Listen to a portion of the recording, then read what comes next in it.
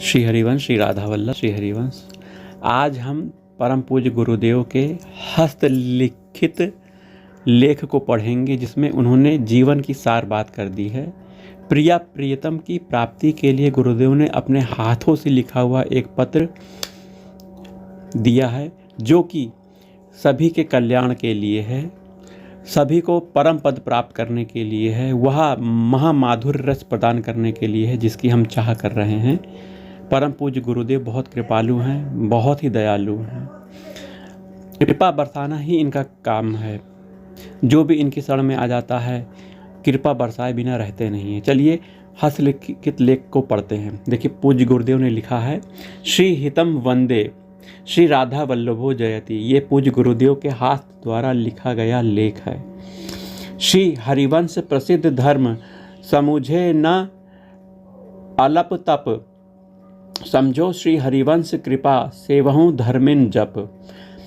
गुरुदेव कहते हैं कि निरंतर विश्वास पूर्वक नाम मंत्र जाप और रस आवे या न आवे, वाणी पाठ नियम पूर्वक करें।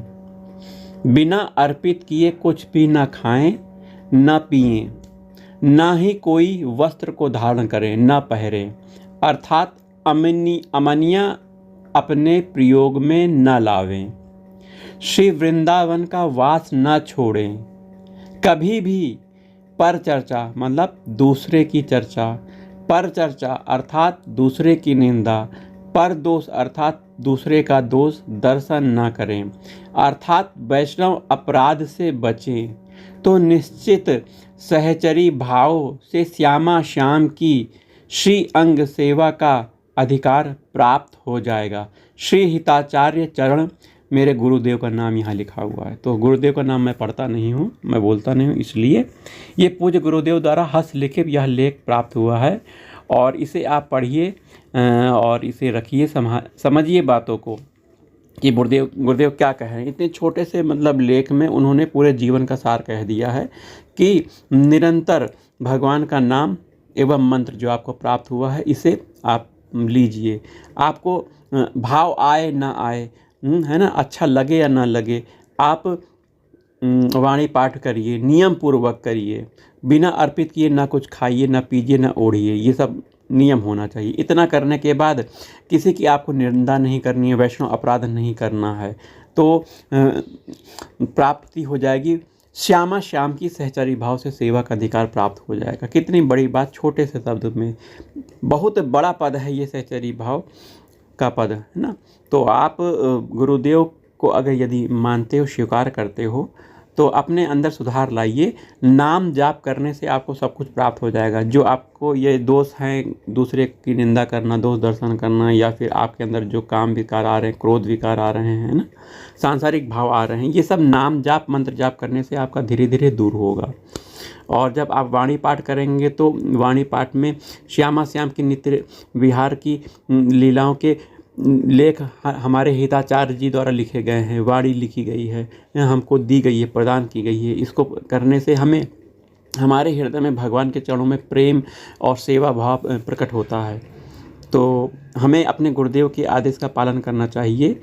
और इतने अच्छे गुरुदेव हमें प्राप्त हुए हैं कि हृदय से उनको हमेशा चरणों में नमन करने, उनकी सेवा करने का भाव बना रहता है।